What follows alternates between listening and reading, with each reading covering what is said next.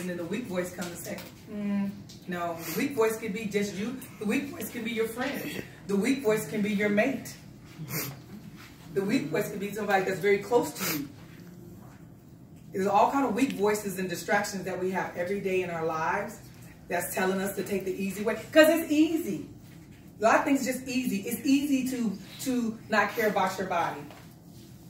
It's easy to be overweight. It's easy. It's easy. I'm going to eat this, and I'm not going to care. And I'm going to reach that gratification for that moment in time. And then I'm not going to worry about it, and I'm going to do it again with the next person who's okay with me doing that socially, and I'm going to be okay with it. And I'm going to be with that person who likes to do that socially because that's what they like to do, and I'm not going to have any judgment because that's what they like to do. So, you know, when we're trying to look at our health and overcome these things, especially as black people, black women, brown people, we suffer a lot of different health ailments, whether it be diabetes, high blood pressure, all these different ailments. Somebody you wrote right next to you, close to you intimately, has something going on with them. You know, and it is what it is. We just don't take care of ourselves like we should take care of ourselves. Thus, we end up on medication. Thus, we end up, you know, not being able to even move. You know, I want to be able to get down on my knees and get back up off the ground without having to say, oh my God, struggling. Oh, wait a minute. You know, because it comes a point in your life that you're going to be that way once in your life, but I don't want to be that way now. And I see plenty of young people in that very same situation. They're young and they can't, their bodies are just failing them. So what are we doing? What are we doing? What are we doing to correct those things? What are we doing? We got to take care of this body. You got one shot at this. You know, there's no do-over on life. If you don't realize it, there's no do-over in life. Everyone's going to take your time. You got to take your own time for yourself. Because if you're not healthy, if you're not feeling good, if you're not feeling positive about yourself, then it doesn't really matter. You give, you can give, you can give, you can give, but if you're not doing for yourself, what is it that you're going to get out of life? You're just going to break yourself down. And I'm going to tell you that I found that I'm a giver, and I do a lot, and I give, and I give, and I give. I give to my family. I give them all my time, and I will lose sleep. I will average 3 hours of sleep. If need be, if I got to be at the hospital with my brother, I would come home to the hospital. I'll go from the hospital straight to work, blah, blah, blah. What I found was, though, I was wrecking my own body. Yeah, I can do all those things, but was I really taking care of myself? And then I won't ask for help. That's another thing. I'm very prideful. Like, it takes a lot for me to say, can you go get my kid? Can you please? Because I will figure out, like, how am I going to get here, get there, and then get to my children and take, because I don't, like, that's my responsibility. So I'm very prideful of who I'm going to ask, or I won't ask a lot. And when someone does it for me, I'm so thankful and appreciative that they're doing it for me. But sometimes I got to realize that, you know, you got to let some of that go. And what I got to realize, I got to let go of being the gatekeeper to everybody. Yes. The gatekeeper. The gatekeeper. So when you're the gatekeeper, that means you're keeping everyone's gate, but who's keeping your gate? Nobody. And with that, stuff is slowly slithering in. Resentment. Resentment slithers in. You know, you look at them, they living their lives. My sister, they getting up, they go to work, they ain't stressed out like you, your brother, whoever it is. They know what they need to do, but you over there stressed out about everybody else's problem, but who is stressing out about you? So I tell you that, and I'm just going to say this about exercising and being motivated. You got to take care of self first. Right. You got to take care of self first. I don't give a damn what goes on, what happened. I'm going to go to the gym every goddamn day I feel like it. An hour out the day, and I'm going to do something for myself. If I got to get up in the morning, I'm going to go work out. If I'm going to walk, I'm going to take care of myself first. It comes with me first, because everyone is living their life. Yeah. You got to realize they're living their lives, their life. So you got to take care of yourself first. Then you got to learn how to be the example for them. Yeah. Because if you're not the example, and you are what they see, okay, well, they're going to get in line with what you're doing. So especially if you have young children, especially for those who have young children here, most of us don't. Who has young children?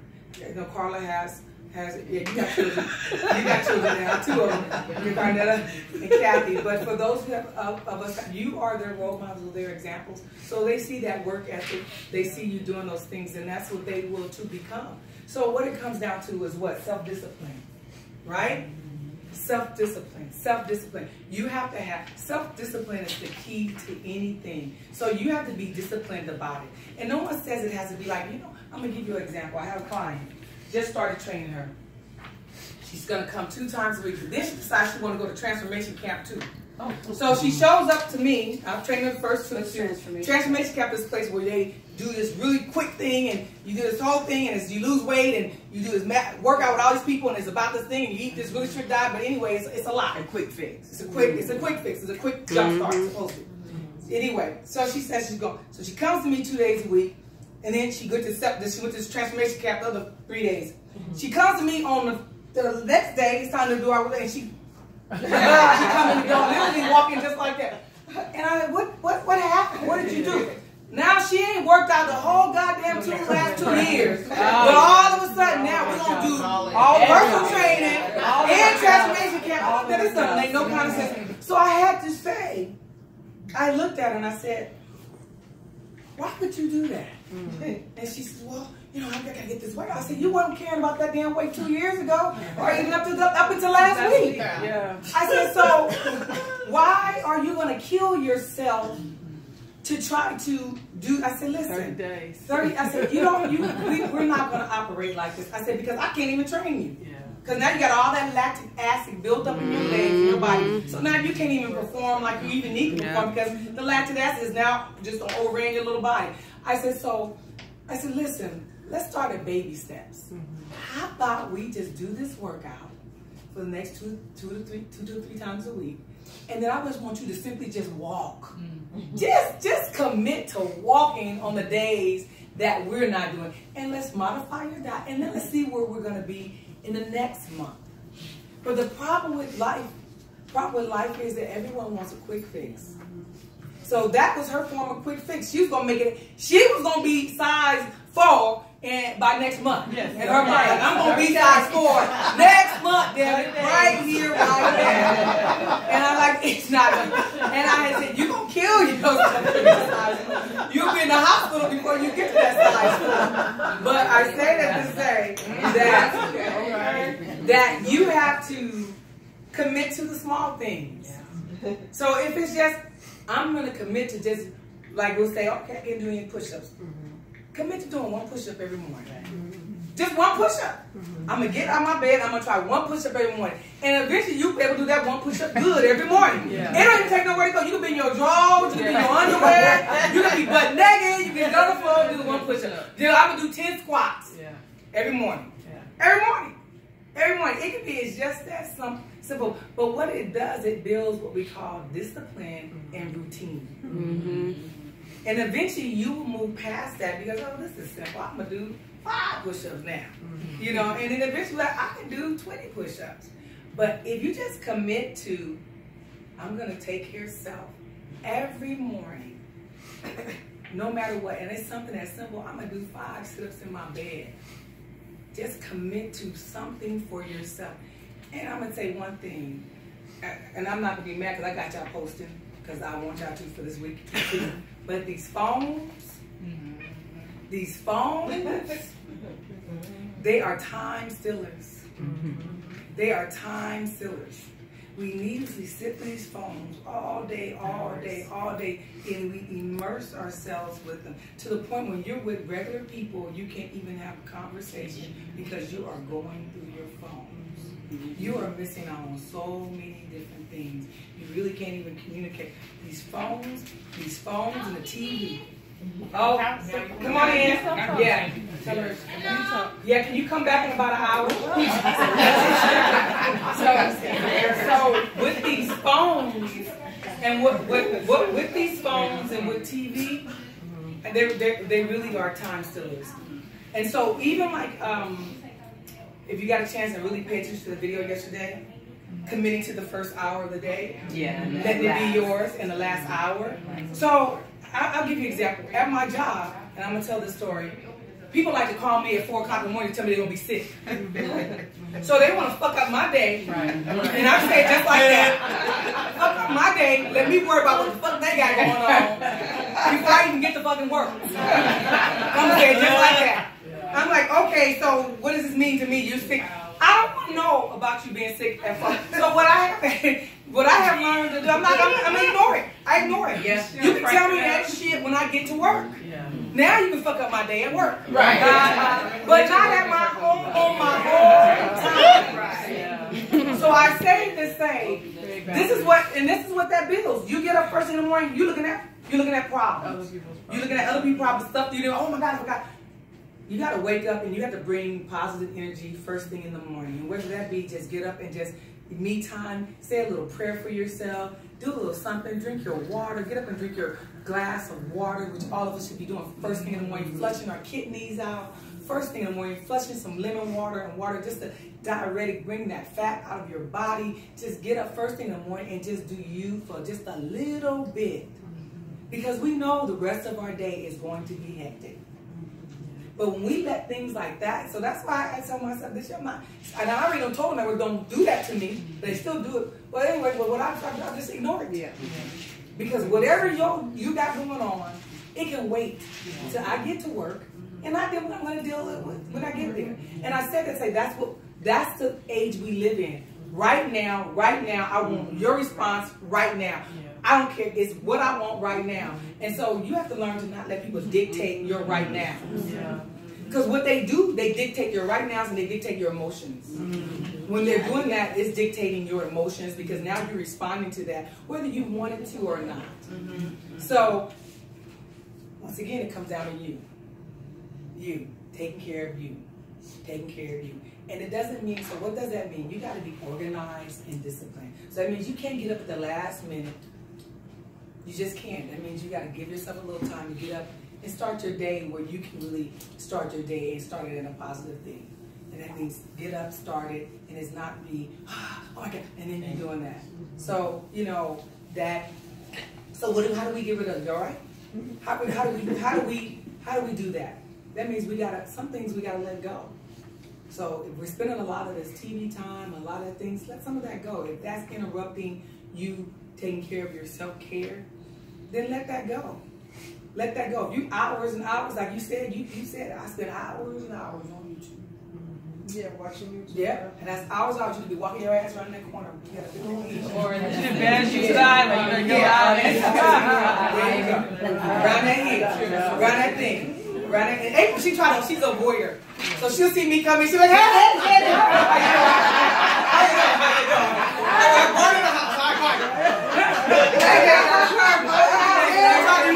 Girl, come on out here and walk with me.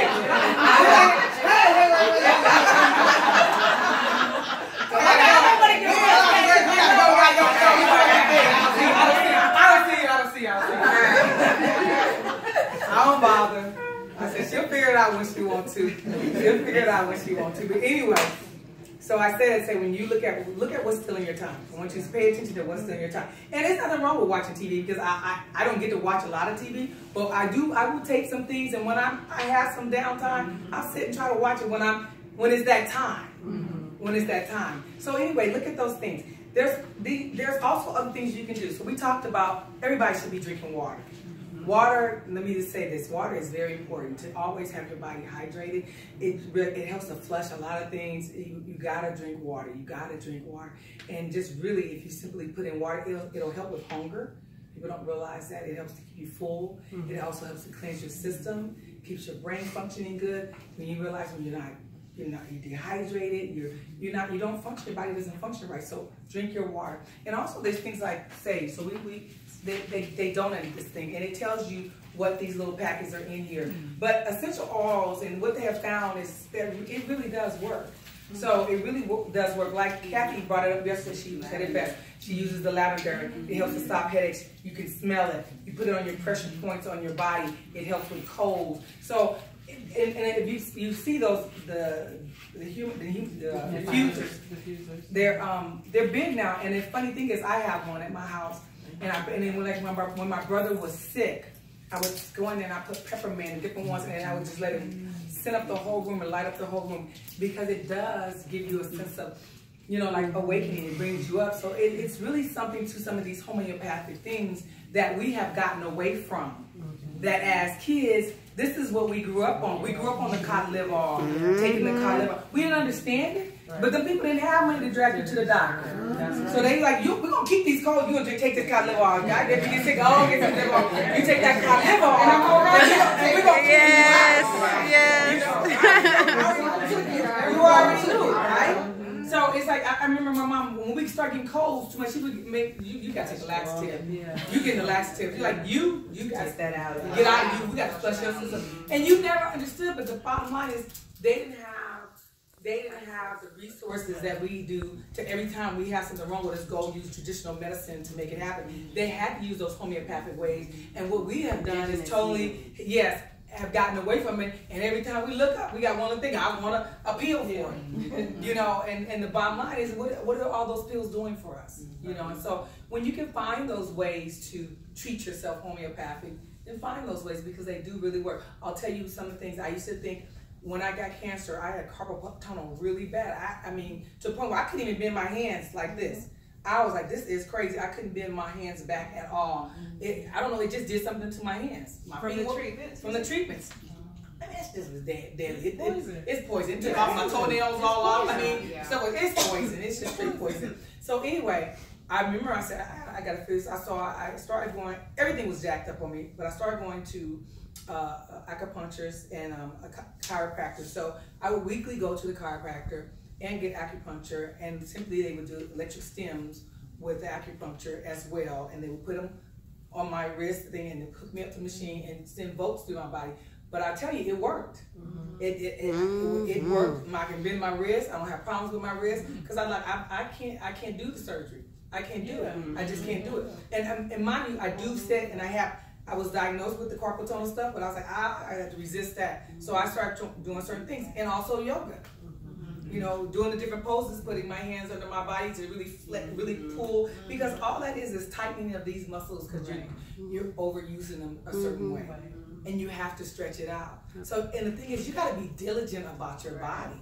So because once it breaks down. You know, now they got to do something major to fix those little things that if we could just catch them in the beginning, then we can catch them. So there are a lot of different things I said to say to be well. You have to take your time and research them, read them, see what works for you and what doesn't work for you. But I'm going to give you some things that Carl is a cancer survivor. Yay! Amen! Some things that before I got sick that I really didn't know. Vitamin D is very important. So everyone should be taking vitamin D. Vitamin D, if you have a deficiency in it. Vitamin C also is a very important one that you should be taking. Vitamin C helps to also alleviate different things like what we don't realize, magnesium, but also vitamin C helps in that retrospect with cramps and things like that, which you don't realize. It all has a synergetic part to it.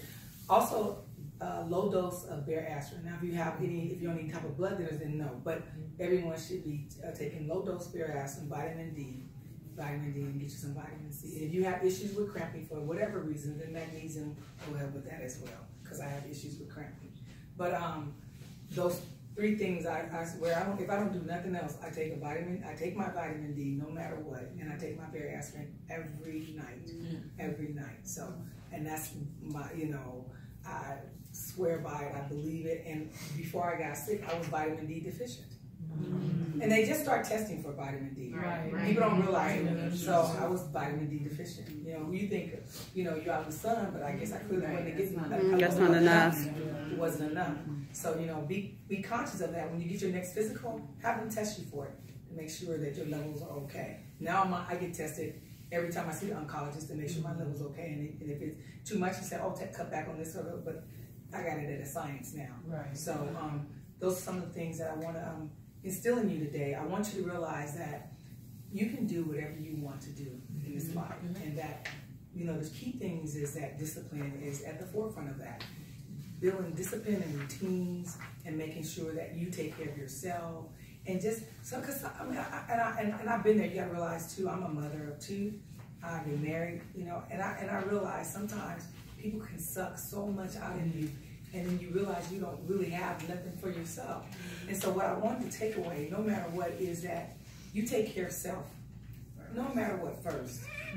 You have to take care of self first. If I can't leave you with anything from this retreat today, it's to take care of self first. Because really, you can't take care of them if you're not taking care of self. Because you're taking care of them, but you're really not happy taking care of them. You know what I mean? You're mad. You got little issues about it. You're going on. Because I go off when stuff is not for me. I go. My kids, boy, they get it. All of them get it. God damn, you little fuckers getting on my nerves. I call them something, everything. Get out my face. You know. But that's how I'm feeling. I'm tired. I'm drained, and it's like whatever little energy I have, now I don't have it because y'all taking it, and now I have nothing for myself. So I say this to say, you know, you gotta take care of self. I got a good example. What did they tell you? Every time you're in an airplane, that thing comes down. What do you do first? Put it on yourself first, and then put it on your child. Because you can't save them if you can't save yourself. Ding, ding, ding, ding. There you go. Good moment. Good moment. So I'm going to leave you with those things. Those things you have. I'm going to take up the rest of your beautiful day. I want you really to enjoy this facility, but also the personality test. See where you rate on the personality test. It's right here. We sent you the link to do it because it's very interesting to know your personality, to know what you are. A lot of us, we think we know, you know, what personality you are, but we really don't. And then you see how that mixes in with other people, you know, and you'll know why you behave or why the person that's interacting with you is behaving the way it is. And I think sometimes when you have the idea of what your personality is and the people that you associate yourself with, then you kind of, it's kind of you get it, all right? You have anything else you want to say? No, just in that, finding out who you are is going to let you know how to recognize what you need to do to take better care of yourself. Yes. So once you do that exercise and kind of see, you know, take a few minutes to do the self-care worksheet. You know, where are you allowing yourself the time to take care of yourself? Yeah. You know, it's important. If you don't do it, no one's going to volunteer to do it. Right. You know, if you love yourself, you have to be disciplined. That's a powerful message. Yeah, and that's the thing. And even, you know, even getting here for the weekend, you know, for some people it was so hard. I have this on my kids. Like I said, sometimes you have to, and I'm gonna just leave it like this. So, and I know Carla can relate. After I got sick, a lot of things just changed in my life because literally, and I spoke about this last retreat. I was living for literally everyone else, and I really wasn't living for me. And I thought, you know, I thought I was like, but you know what? Really, I'm happy every day for the most part. I am really happy. Like, and I really don't, like big things out, like certain things should trip me out. I'm like, oh, I would lose it. Now I'm like, well, it's whatever. Whatever it is, whatever. I can't even find the energy to just be mad like that. Like, it just takes a lot of energy to constantly be mad. And I was like, what is it what am I gaining? What am I gaining out of being mad at anyone? You don't gain anything out of that. It's just, it's too short, and it really is negative energy. Like when you're holding on to this stuff, like, oh my God, it's eating you up. It eats you up. When you hold on, it takes a lot of energy to want to not like a person. Now, you know, granted, someone doing something crazy, you know, I can't be around you. Right. But I don't have time to be sitting there and be mad. Like when I see, I'm mad. Grabbing sideways. You know, like I got, you know. Now I'm like, you know, and I got crazy people I work for. I just like, we gonna pray for them real quick. Right. And then even when that don't work, I'm like, oh my God, it is what it is. Like, it's getting on my nerves. But I'm gonna tell you, it takes so much to be mad. Stuff I can't control, I can't control it. Right.